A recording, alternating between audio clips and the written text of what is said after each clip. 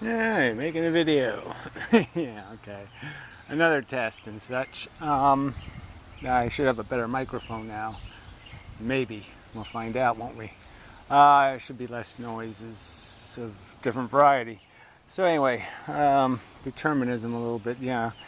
Snake Plisskenus or Lord and Savior guy, whatever. Made a video just kind of ignoring the subject substantially. Talking about your choices in terms of how to perceive your determinism, how to interpret it. And, they're kind of silly choices. Be hysterical, kill yourself, ignore it, or ignore it in some other way. I say pay attention to it in the sense that it can inform your brain of the fact that there are patterns built into the game we're playing. These plants, will compete with each other for sunlight and nutrients and all of that kind of stuff. And you can sort of predict it in nature in the creation of predators and prey. And these are things reinvented by the system. And so there's other patterns, and some of those patterns are the ones of our own psychology and our attachments and our addictions and our personal sensibilities, and all of that can be understood in a better context, when you realize you're just a byproduct of the system in place, the way the wheels have turned. Well, the way the wheels were set to turn.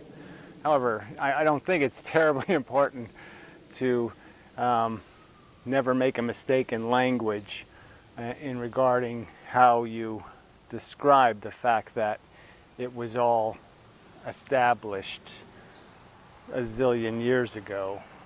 That I would say it was all established a zillion years ago.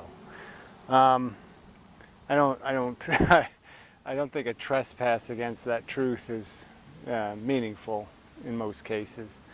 I think the more important aspect is the recognition of the byproductness, the fact that you're not really creative, and you're not really you did it kind of crap.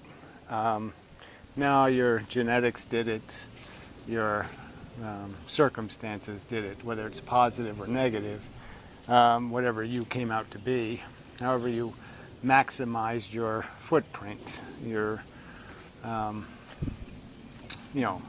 carbon footprint. They use that kind of terminology.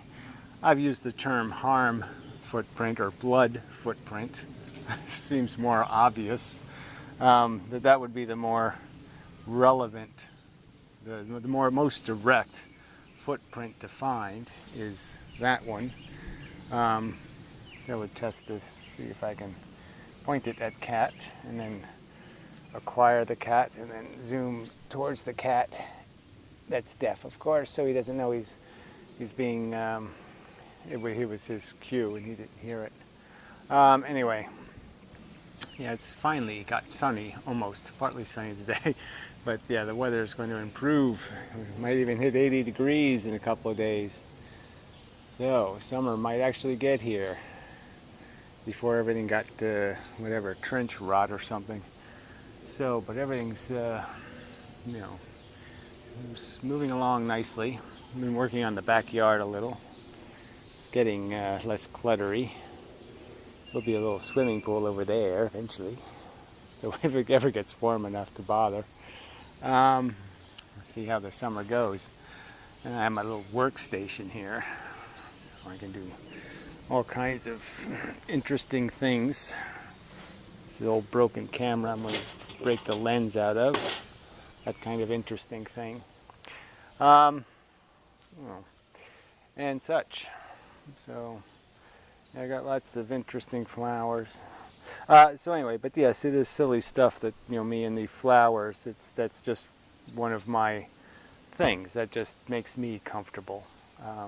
It's a personal thing, There's nothing objective or truth value. There's no truth value in any of this stuff that we care about, the stuff that motivates us, the missions we think we haven't accomplished, and that we have to force our children to go into the world and somehow manage.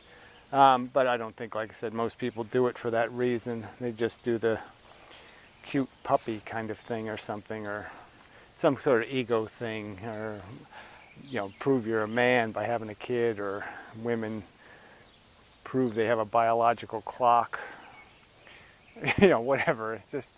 It is just crap that people ought to grow up past. But it's sort of understanding that all of that crap in your head, like you're important and you're doing something important and all that crap, it's just crap. It's just byproduct crap. And, it just doesn't have any, this doesn't mean anything in the big picture of you're just one of these plants, trying to outcompete the other plants, trying to get more water, more whatever the important commodity is. The stuff you get points for, if there are points to be gotten. Oh no, not you. I'm busy. Well, that's no attitude to have. No. Wow. I can do that too. I could nag you all day. I could just walk around nagging you. See how you like it. This is another one of those subjects that's really bothersome. The cat's getting old and it's kind of putsy, and it's worrisome that he has days where he seems kind of uncomfortable and like he needs something. Up, camera up. That's it. And there's 2 million feral cats in New Jersey. Somebody I know has them in their backyard, a patch of kittens again. And there's no, if you feed them, you're stuck with them forever. And then you have to trap them and get them fixed and do all this horrible stuff. And so it's just, this is, I've made these arguments and they don't really, obviously don't mean much to most people. But most of the living things on this planet, most of the death happens to children. The immature models are the ones who pay the highest price for the game being played. And, it's all brutal and starvation and hit by cars and nasty, horrible diseases that do horrible things to you before they kill you. And, it's all okay with these life lovers, these right-to-lifers, these, we can make it okay, we can fix it, we're swell kind of people. And I just mean, if you really look at, if you get over yourself, get over your determinism, your ego bits, you can recognize that there's nothing good enough to justify all the worst of it that happens. And I'd make that argument even just for the humans. But like I said, when you include all the other mammals and then all the other sentient life in those equations, the numbers get horrific in terms of the child molestation, in terms of the abuse of decency, of any kind of reasonable proportion. It's totally out of hand in terms of the horror quotient, and defending it is, justifying it is, excusing it is I mean, you just can't get around the fact that you've declared it acceptable if you think there's something worth preserving here. Some reason to get over the bad part, you know. So again, it's just sort of this psychological perspective stuff and saying, you know, what the truth having some value, and just recognizing the theme of it, and that, you know, if it was some other, if you disconnected yourself from it, you really, I don't think, would honestly say, yeah, I see the need for the Joneses living next door to continue into the future. I mean, it just seems very critical. You know, I don't think you think so. And I think especially when you start looking at all the average people, the average person, it's pretty hard to defend that as, you know, being worth any price being paid. The price of their own torment that they impose on themselves and on their children, on the next generation of average. For what? To defend some little notion in the head that, oh, we're special and we have to, it's worth it, or some notion that makes you think there's some magic behind the universe, and that's why it created this planet covered with organisms trying to kill each other. And that's so special. It's so special to have a planet full of feeling things trying to kill each other. And yeah, it's not special. It's just biology. It's not, it's just what a mechanism does. Once certain things happen, certain other things will happen, and there'll be certain patterns that are just, you can't escape the pattern. And I guess that's, again, the value of determinism in terms of accepting it, is to recognize that that's all it is. It's just these silly, stupid, rotten patterns. And there's nothing really new or really interesting. It's just our psychology that makes us think there's something needed, something needs to get done in some bigger picture. Like I said, obviously I would argue that there's plenty that needs to get done, even if you're you know, even if you're going to close the building down or, you know, burn it down, there's still things you'd do to prepare for that, things you'd clean up, make sure there weren't any mice or something to get burned to alive or whatever. So it's not like we're,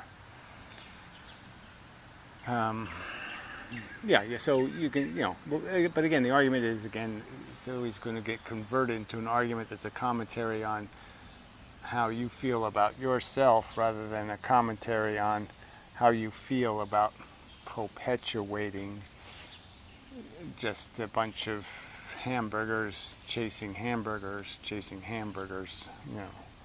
Everything's just something to be used, and you know, there's just nothing good here. I mean, really, the only reason why it's good is because of our perception. It's, you know, it's a matter of taste. It's not a matter of principle or anything grander. It's just a preference in your head. It feels better to think you're part of something worthwhile rather than something that molests children and kills them horribly. So I guess that's sort of all I wanted to say. I had some other better theme, you know, about this whole idea of getting over it, in terms of getting over the idea of determinism. Isn't much of a, it's not very hard to get over.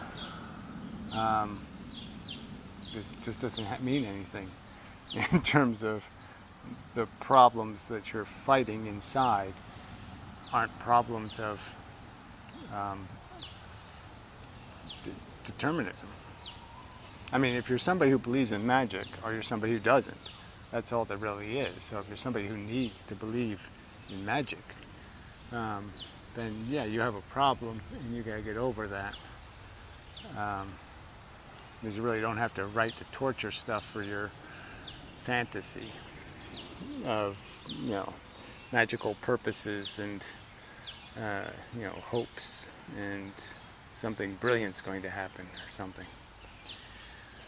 But anyway, okay, that's probably enough. Good test of the camera, see if this microphone works. And I have to get a piece of wire for turning the camera off. So anyway, yeah. So yeah, there's just not much going on, and I'm clogged with subjects in a sense, and it's hard to, I'm doing, the physics thing, and then this philosophy thing, and then this, the philosophy thing really is the psychology thing first. You have to get to people in some kind of personal way before they can even hear what you're saying.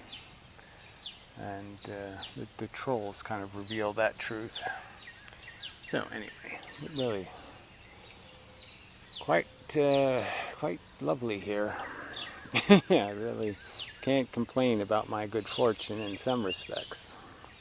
So till next time and such.